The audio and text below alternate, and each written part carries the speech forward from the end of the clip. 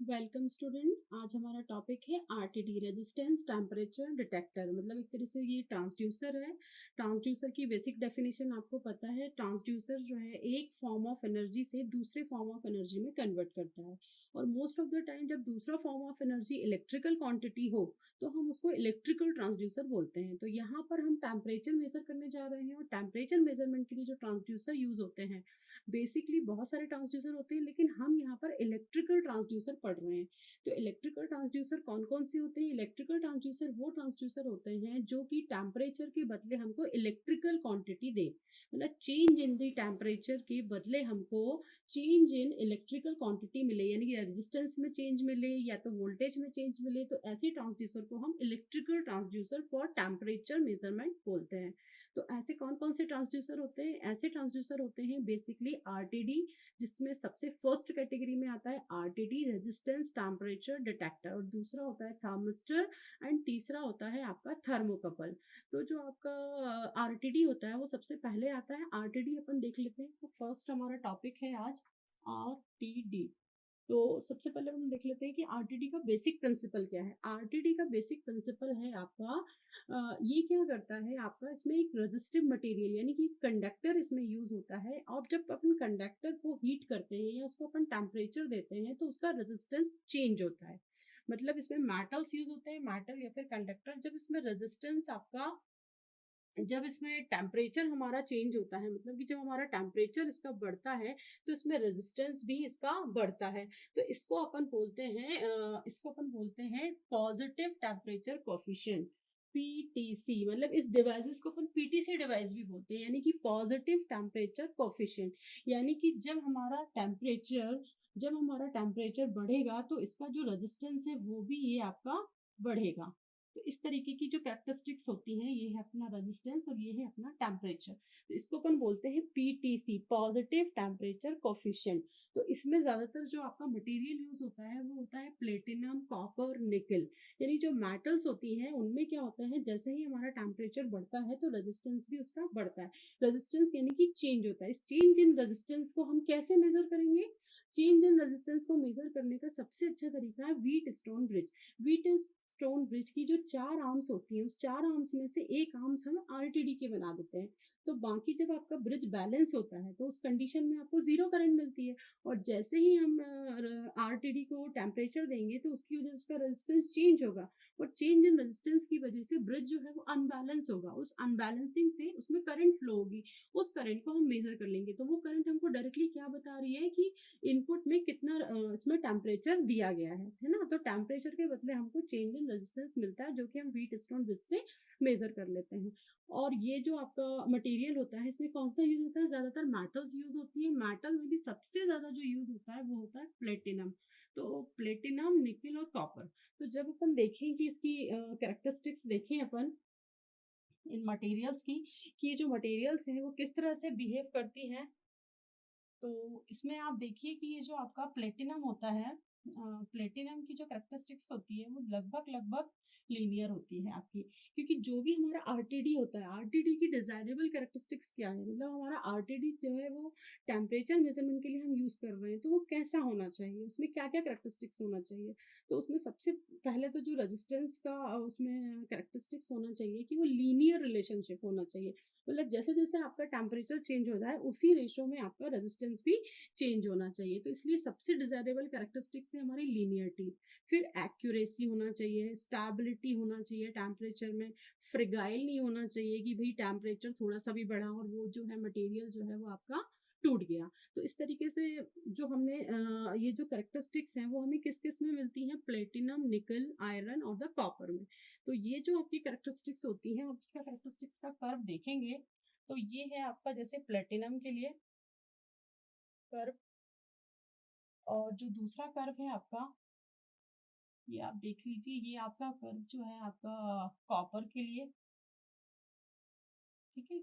फिर कुछ आपका ये जो कर्व है ना इस टाइप का, आपका ये निकल विकल के लिए इस तरह से आपका ये कर्व मिलता है।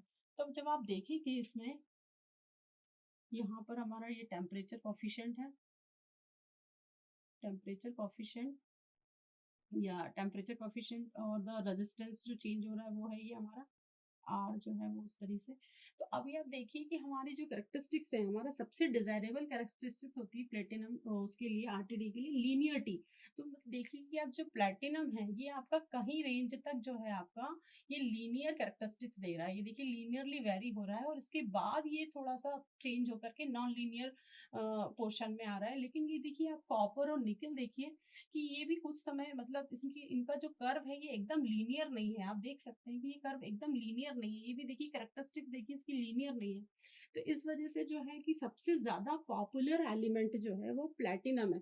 क्योंकि ये क्वेश्चन अराइज होता है कि भाई सबसे ज्यादा पॉपुलरिटी जो है वो प्लेटिनम की क्यों है फॉर द आरटीडी। तो बिकॉज ऑफ दिस, क्योंकि आरटीडी जो है वो लीनियर रिलेशनशिप देता है, प्लस इसकी एक्यूरेसी भी बहुत अच्छी होती है।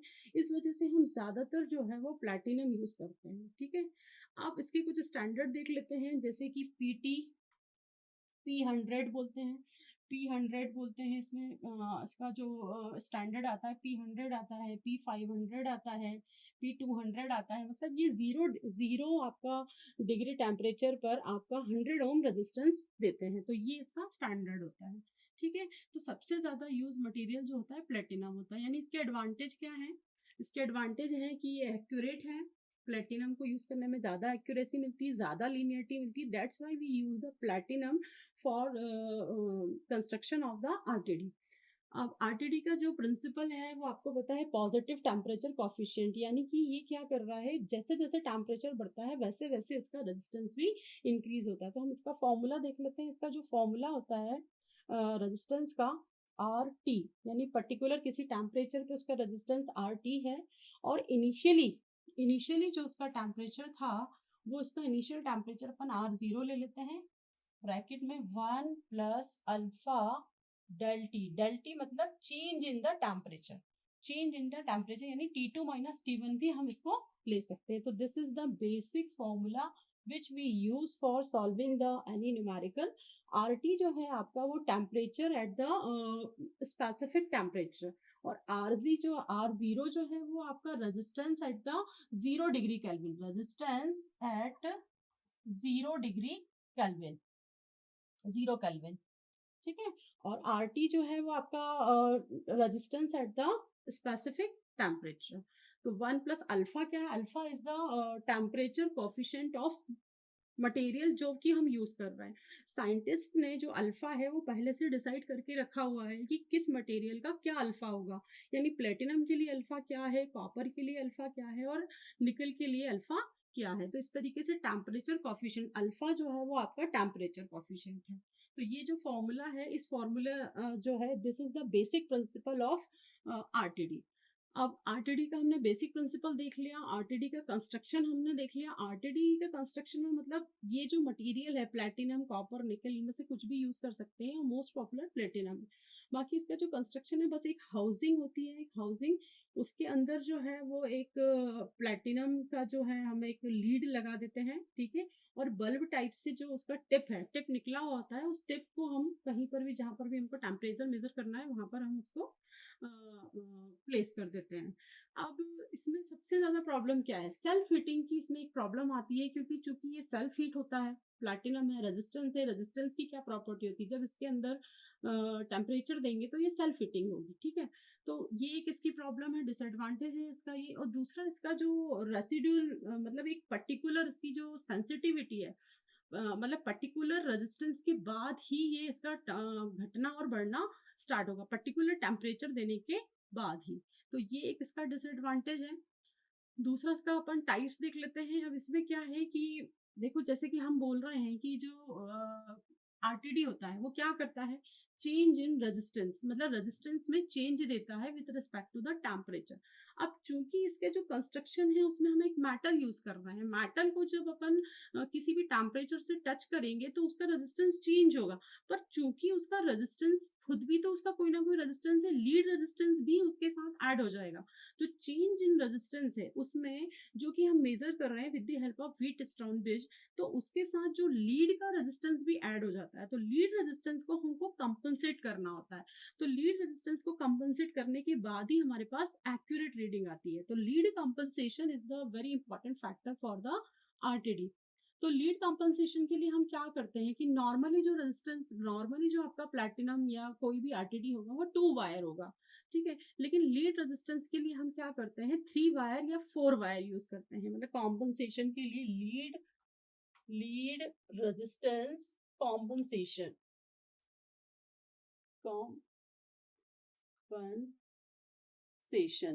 के लिए हम ज्यादातर क्या यूज करते हैं 3 वायर और 4 वायर। 4 वायर इसका हम यूज करते हैं, 3 वायर 4 वायर। नॉर्मली तो 2 वायर में अवेलेबल होता है, लेकिन कॉम्पनसेशन अगर हमको मोर एक्यूरेट रीडिंग चाहिए जिसमें लीड रेजिस्टेंस एडअप ना हो, क्योंकि हमको रेजिस्टेंस चाहिए वो ट्रू रेजिस्टेंस चाहिए ना, जो टेम्परेचर के बदले हमको मिल रहा है उस पर लीड रेजिस्टेंस नहीं एडअप होना चाहिए, तो दैट्स वाई हमको लीड रेजिस्टेंस कॉम्पनसेशन की रिक्वायरमेंट होती है। तो 3 वायर 4 वायर, तो 3 वायर में हम सिंपली क्या करेंगे, सिंपली हम क्या करते हैं कि हम दो बार वोल्टेज लेते हैं। एक बार हम अपन वोल्टेज मेजर करते हैं विद द लीड रेजिस्टेंस और एक बार हम वोल्टेज मेजर करते हैं विदाउट द लीड रेजिस्टेंस, और हम दोनों को क्या करते हैं सब्ट्रैक्ट कर लेते हैं। तो इस तरीके से जो हमको रेजिस्टेंस मिलता है, ट्रूली मिलता है आरटीडी का resistance. Same with the 4 wire की एक्यूरेसी और ज्यादा होती है ना। इसमें भी हम 2 बार मेजरमेंट करेंगे, एक बार विदाउट लीड और एक बार विथ लीड। तो इस दोनों को सब्ट्रैक्ट करेंगे तो हमारे पास ट्रू आरटीडी रेजिस्टेंस आ जाएगा। तो आज हमने देखा कि रेजिस्टेंस ये जो आरटीडी है रेजिस्टेंस टेम्परेचर डिटेक्टर, ये जो है वो पीटीसी डिवाइसेस इनको बोलते हैं, इसको पॉजिटिव टेम्परेचर कोफिशिएंट, ठीक है, ये इसका फॉर्मूला होता है। और इसके अपन ने एडवांटेज देख लीजिए, कुछ डिसएडवांटेज हमने देखे हैं इसके कि सबसे ज्यादा एक्सपेंसिव होता है। सबसे ज्यादा डिसएडवांटेज, सबसे बड़ा डिसएडवांटेज आरटीडी का क्या है कि ज्यादातर इसमें प्लैटिनम यूज होता है, और प्लैटिनम के कारण प्लैटिनम जो है वो महंगा मटेरियल है, एक्सपेंसिव है, तो दैट्स वाई ये जो है हमारा एक्सपेंसिव होता है। और इसके अलावा इसमें इसका जो डिसएडवांटेज है वो क्या है कि स्टेबिलिटी जो है दे है, उनकी स्टेबिलिटी एक्यूरेसी का थोड़ा सा प्रॉब्लम है। मोस्ट एक्यूरेट है वैसे प्लैटिनम जो अगर अपन यूज करते हैं तो मोस्ट एक्यूरेट है, और बस इसका एक्सपेंसिव है, और नॉमिनल रेजिस्टेंस इसका थोड़ा सा लो है, नॉमिनल रेजिस्टेंस इसका लो है। बाकी इसका कोई भी डिसएडवांटेज नहीं है, बस एक्सपेंसिव है ये। और बाकी टेम्परेचर सेंसिटिविटी इसकी बहुत हाई है, लेकिन फिर भी थर्मिस्टर से इसकी टेम्परेचर सेंसिटिविटी कम होती है, जो टेम्परेचर सेंसिटिविटी इसकी हाई है। और ये इसके एडवांटेज डिसएडवांटेज है। एडवांटेज मैंने आपको बता दिया, हाईली एक्यूरेट है और लीनियर कैरेक्टरिस्टिक्स देता है, और बहुत अच्छा इसका प्लैटिनम का सबसे मेन एडवांटेज है कि ये केमिकली वो है, मतलब इनर्ट है, मतलब कि केमिकल से ये प्रभावित नहीं होता है, तो दैट्स वाई हम केमिकल इंडस्ट्री में इसका यूज कर सकते हैं।